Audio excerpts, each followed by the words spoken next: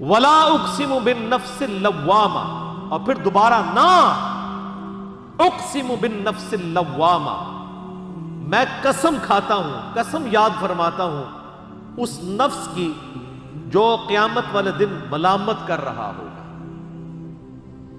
یعنی یہ قیامت قائم ہونی اور پھر قیامت والے دن جنہوں نے یعنی ملامت کرنا اپنے نفس کو، اللہ تبارک و تعالیٰ نے ان کا اسپیسیفکلی ذکر کیا ہے کہ قیامت قائم ہوگی، اور پھر اس دن یہ معاملہ بھی ہونے والا ہے کہ کئی نفوس ہوں گے جو کہ ملامت زدہ ہوں گے، خود اپنے نفس کے اوپر ملامت کر رہے ہوں گے کہ کاش ہم نے دنیا کے اندر اللہ اور اس کے محبوب صلی اللہ علیہ وآلہ وسلم کی تعلیمات پہ کام دھرا ہوتا تو آج ناکامی ہمارا مقدر نہ ہوتی۔ تو اسے کہا گیا ہے نفس لوامہ۔ یہ عموماً صوفیاء کے ہاں یہ بحثیں کافی ہوتی ہیں، آپ کو تصوف کی کتابوں میں ملے گا کہ جی وہ نفس کی 3 اقسام ہوتی ہیں، ایک نفس لوامہ ہوتا ہے، ایک نفس مطمئنہ ہوتا ہے، ایک نفس امارہ ہوتا ہے۔ اور وہ اکثر کبھی ہمیں بھی پرچیاں لوگ بھیج رہے ہوتے ہیں کہ یہ پوچھ کے بتائیں یہ 3 نفس کون سے ہوتے ہیں۔ یہ 3 نفس نہیں ہے، یہ ایک ہی نفس کی 3 حالتیں ہیں۔ اگر کوئی شخص دنیا میں اللہ اور اس کے محبوب صلی اللہ علیہ وآلہ وسلم کی تابعداری میں زندگی گزار گیا تو وہ ہو گیا کامیاب، اور اس کا نفس ہو گیا مطمئنہ، اطمینان والی جان وہ بن گئی، جس کا ذکر سورۃ الفجر کی آخری آیات میں ہے، یا ایتھا النفس المطمئنہ ارجعی الی ربک راضیۃ مرضیہ فادخلی فی عبادی وادخلی جنتی۔ اے اطمینان والی جان، اپنے رب کی طرف لوٹ اس حال میں کہ تیرا رب تجھ سے راضی، تو اپنے رب سے راضی، آ میرے خاص بندوں میں داخل ہو جا اور میری جنت میں آ جا۔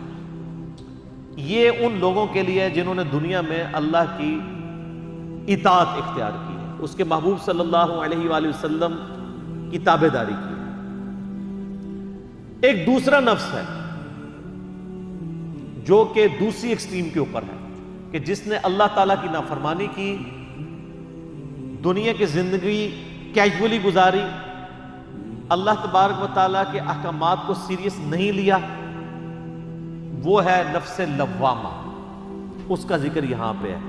اب چونکہ کافروں کے خیالات کی نفی ہو رہی تھی، اس لیے کافروں کو ان کا جو حشر ہونے والا ہے نا وہ بتایا جا رہا ہے کہ تمہارے ساتھ یہ معاملہ ہوگا، تو تمہارے نفس تو وہ لوامہ ہوں گے، مطمئنہ نہیں ہوں گے۔ تو اللہ تعالیٰ نے اس نفس کی بھی قسم یاد کی ہے کہ مجھے اس نفس کی قسم کہ اس وقت جا کے تو وہ سب کچھ اس کے سامنے آ جائے گا اور وہ مان لے گا۔ تو یہ اس نفس کی وہ والی کیفیت ہے۔ اگر وہی نفس دنیا میں اللہ اور اس کے محبوب صلی اللہ علیہ وآلہ وسلم کی اطاعت اختیار کر لیتا تو نفس مطمئنہ بن جاتا، نافرمانی کی اور آخرت کا عذاب اس کا مقدر ہوا تو وہ نفس لوامہ بن گیا۔ اللہم اجرنا من النار، اللہم اجرنا من النار، اللہم اجرنا من النار، اللہم من احییتہ منا فاحیہ علی الاسلام ومن توفیتہ منا فتوفہ علی الایمان، آمین ثم آمین۔ اب ایک عام نفس ہے جو ہر انسان کے ساتھ اٹیچ ہے، جو صحیح مسلم میں ایک حدیث ہے کہ نبی علیہ السلام نے فرمایا کہ ہر شخص کے ساتھ اللہ تعالیٰ نے ایک فرشتہ اٹیچ کیا ہوا ہے اور ایک شیطان اٹیچ کیا ہے۔ فرشتہ اسے نیکی کی طرف بلاتا ہے اور شیطان اسے برائی کی طرف مائل کرتا ہے۔ ایک صحابی نے بڑی جرأت کر کے عرض کیا اللہ کے محبوب کیا آپ کے ساتھ بھی؟ تو اس وقت 295 سی نہیں لگی ہوئی تھی مدینہ شریف میں، تو اس لیے اس طرح کے سوالات ہو سکتے تھے۔ تو آپ علیہ السلام فرمایا ہاں میرے ساتھ بھی، لیکن اللہ تعالیٰ نے مجھے قدرت دی، میرا شیطان میرے ہاتھوں مغلوب ہو چکا ہے، اب میرے ساتھ جو شیطان اٹیچ ہے وہ مجھے بھی نیکی ہی کی طرف بلاتا ہے۔ یہ پروٹوکول صرف اللہ کے محبوب صلی اللہ علیہ وآلہ وسلم کا ہے۔ اسی لیے ہم کہتے ہیں نا کہ امام اس کو بناؤ کہ جس میں شیطان کی دخل نہیں۔ ما ضل صاحبکم وما غوا، تمہارے نبی نہ کبھی بہکے ہیں اور نہ کبھی بہرا چلے۔ تو وہ نفس کو بھڑکاتا رہتا ہے. یہ نفس مراد انسان کی جو اندر ہے، اس کو آپ کبھی روح سے تعبیر کر دیتے ہیں، کبھی اسے آپ کہہ دیتے ہیں کہ وہ نفس ہے. مختلف الفاظ اس کے لیے استعمال ہوتے ہیں. ایک تو ہمارا ظاہری جسم ہے، ایک ہمارا اندر کا معاملہ ہے. جب میں یہ کہتا ہوں کہ میرے ہاتھ، میری آنکھیں، میرے کان، میری زبان، تو یہ جو میں کر رہا ہوتا ہوں، وہ میں کیا ہے؟ وہ انسان کے اندر جو اللہ تعالیٰ نے روح پھونک دی ہوئی ہے، انسان کا جو نفس ہے. وہ نفس پوری زندگی اپنی، یعنی ایک آپ سمجھ لیں کہ اپنے ڈیفالٹ میں برائی کی طرف ہی آمادہ کرتا ہے، کیونکہ انسان کو اللہ تعالیٰ نے خواہشات کے ساتھ جوڑ دیا. فَأَلْهَمَهَا فُجُورَهَا وَتَقْوَاهَا. سورہ الشمس کے اندر بھی اللہ تعالیٰ نے نفس کی قسم یاد فرمائی ہے. اس کے بعد فرمایا کہ ہم نے اس میں نیکی کا مادہ بھی ودیت کیا ہے اور برائی کا بھی کیا ہے، لیکن برائی والا پہلو ڈومیننٹ ہے. اس کی وجہ یہ ہے کہ نفس اپنے خواہشات کی تکمیل چاہتا ہے. اور یہ جو میں بات کر رہا ہوں نا کہ برائی والا فیکٹر ڈومیننٹ ہے، اس کو اللہ تعالیٰ نے پارہ نمبر 13 میں حضرت یوسف علیہ السلام کی زبان سے پیغام پہنچایا ہے. یہ آپ پارہ نمبر 13 میں اگر پہلا صفحہ کھولیں نا اپنے بلو والے قرآن پہ، سورہ یوسف کی آیت نمبر ہے 53، اور 13 نمبر پارہ سٹارٹ ہی اسی آیت سے ہوتا ہے. 243 ہے یہ بلو والے قرآن پاک میں جو آپ کے ہاتھوں میں، پیج نمبر 243. وَمَا أُبَرِّئُ نَفْسِي. حضرت یوسف علیہ السلام کا آپ کو پتہ معاملہ چلا جب عزیز مصر کی بیوی نے انہیں برائی پہ آمادہ کرنے کی کوشش کی اور وہ وہاں سے نکلے اور اس نے پیچھا کیا. جب وہ دروازے پہ پہنچے تو عزیز مصر بھی آ گیا اور بیوی نے فوراً جو ہے وہ ایک غلط مقدمہ پیش کر دیا کہ یہ تو نعوذ باللہ میرے ساتھ برائی کا ارادہ رکھتا تھا. حضرت یوسف علیہ السلام نے کہا کہ میں ایسے کیسے کر سکتا ہوں جبکہ تیرے مجھ پر اتنے احسانات ہیں. اس میں کرتے کرتے انہوں نے ایک جملہ بولا، وما ابرئ نفسی، میں اپنے نفس کو بری نہیں سمجھتا. میرا کہیں یہ دعویٰ نہیں ہے کہ میرے ساتھ نفس نہیں لگا ہوا یا میرے اندر شہوت والا عنصر موجود نہیں ہے. ان النفس لامارۃ بالسوء، بے شک نفس تو ہمیشہ حکم دیتا ہے برائی کا. جو میں نے کہا تھا نا کہ اگرچہ برائی اور اچھائی دونوں کی تمیز نفس میں ہے، فَأَلْهَمَهَا فُجُورَهَا وَتَقْوَاهَا، لیکن ڈومیننٹ پہلو جو ہے وہ برائی والا ہے، کیونکہ انسان کی طبیعت اس کی طرف مائل ہوتی ہے. جسے انگلش میں بھی کہا جاتا ہے forbidden fruits are always sweet، منع کی گئی باتیں ہمیشہ میٹھی ہوتی ہیں. ان النفس لامارۃ بالسوء، بے شک نفس تو برائی کی طرف آمادہ کرتا ہے، حکم دیتا ہے برائی کا.